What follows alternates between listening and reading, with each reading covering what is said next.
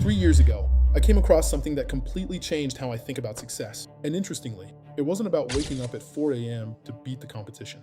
It wasn't about taking ice baths every morning. And it definitely wasn't about pushing life to extremes. Instead, it was about something much smaller: micro habits. Tiny behaviors that seem insignificant in the moment, but when repeated consistently, quietly compound over time. And what I've learned is that these small habits don't just impact your finances. They influence your physical health, your mental clarity, your emotional stability, really, your entire life. So in this video, I'm going to walk you through 17 micro habits that have genuinely transformed my finances and the way I operate day to day. And as we go, I'll also share practical ways you can apply them in your own life. All right, let's get into it. Number 1, create more than you consume. There's a study from Thomas Corley, the author of Rich Habits, that found something really interesting. He discovered that 67% of wealthy individuals watch 1 hour of TV or less per day. Meanwhile, 77% of people who struggle financially watch over an hour daily. Now, this isn't really about television. It's about output versus input. Instead of constantly consuming, scrolling, watching, absorbing, ask yourself, what can I create? Because when you create something, even something small, you sharpen your skills. You build knowledge. You gain experience. And that growth is far more powerful than passive consumption. So start small. Maybe 15 minutes a day, writing, filming, designing, coding, learning something hands-on. And then, every so often, audit your time. Are you creating more than you're consuming? That ratio matters. Number 2, create distance from the wrong people. There's a quote that says, "You are the average of the 5 people you spend the most time with." And honestly, the older I get, the more I see how true that is. If the people around you are constantly complaining, gossiping, or criticizing others, that mindset will slowly seep into your own thinking. And when that happens, it becomes extremely difficult to elevate your life. So sometimes, growth isn't about adding new people. It's about creating distance from the wrong energy. If you're just starting out and don't have access to ambitious circles, that's okay. 2 years ago, I didn't either. So I made books my mentors. Podcasts became my peers.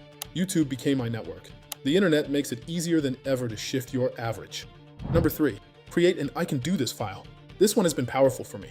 Anytime I achieve something meaningful, I write it down. Anytime I overcome fear or doubt, I document it.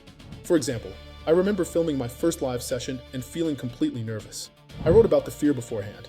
Then afterward, I wrote about how it actually went and the positive feedback I received. I keep all of it in a digital folder labeled "I can do this," because on the days when motivation dips, and it will, I revisit that file. And it reminds me of who I am when I push through fear.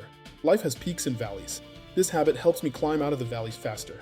Number 4, practice intentional gratitude.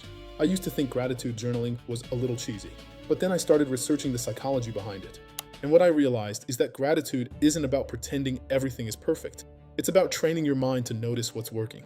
So now, every evening, I take 5 minutes to reflect on 1 or 2 things I'm genuinely grateful for. Sometimes it's something small, a productive workout, a meaningful message, a great cup of coffee. But here's the shift: what you focus on expands. When you intentionally look for good, you begin to see more of it. And over time, that changes your emotional baseline. Number 5, automate saving and investing. Warren Buffett once said, "Do not save what is left after spending, but spend what is left after saving." I take that one step further. Don't save and invest what's left after spending.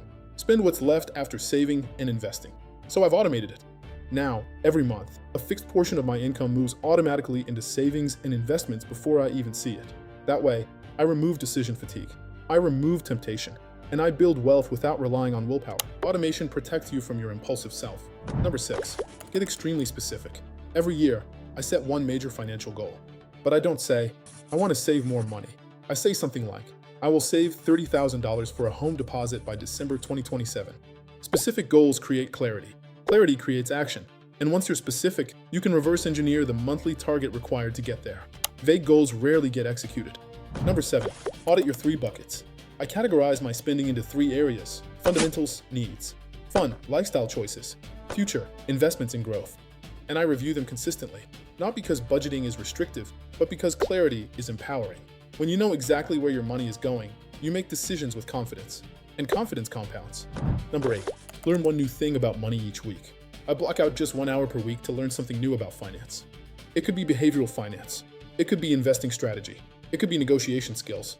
The point isn't intensity, it's consistency. Small knowledge upgrades create massive long-term advantages, because the more you understand money, the less intimidated you are by it. Number 9, stop overvaluing opinions. Caring about opinions is natural. But here's the question I ask myself. In the grand scheme of my life goals, how much does this person's opinion actually matter? If the answer is not much, I move forward anyway. You can't build something meaningful if you're constantly adjusting to external approval. Number 10, escape the yes trap. There's a psychological pattern called the yes trap. It's the tendency to say yes to everything. Invitations, opportunities, requests, even when your schedule is full.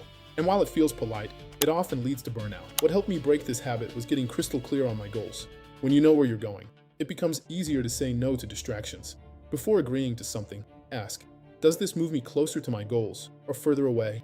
Number 11, invest in yourself. The highest return investment you can ever make is in yourself, your skills, your health, your mindset.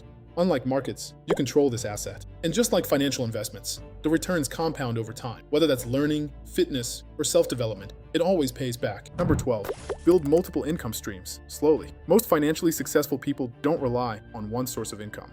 They diversify. That doesn't mean doing everything at once. Start with one additional stream. Build it, stabilize it, then expand. Stack income streams strategically, not chaotically. Number 13, simplify decision-making. Decision fatigue is real. The more trivial decisions you make daily, the less energy you have for important ones. So streamline. Simplify your wardrobe. Standardize routines. Automate repetitive tasks. Reduce friction wherever possible. Energy is currency. Number 14, network with intention. Networking isn't about collecting contacts. It's about building meaningful relationships. And it's not just about what you can gain. It's about what you can contribute. When you approach connections with value first, opportunities tend to follow naturally. Number 15, take action before you feel ready. You'll never feel completely ready. Confidence comes after action, not before it. So when a good idea comes to mind, take the first step. Even imperfect action builds momentum. Number 16, have honest money conversations. Research shows many people avoid discussing money, but financial growth requires transparency. That doesn't mean comparing numbers. It means discussing strategies, values, perspectives. Open dialogue removes shame and increases understanding. Number 17, the 1% progress rule. Finally, commit to improving your financial position by just 1% each month. Increase savings slightly. Trim one expense. Learn one new skill. It sounds small, but consistent 1% improvements compound into dramatic results over time. And that's really the theme of this entire video. Not extremes, not overnight success, just consistent, intentional micro habits. Because success isn't built in one dramatic leap. It's built quietly, in small decisions repeated daily. If you found this helpful, subscribe, and I'll see you next week.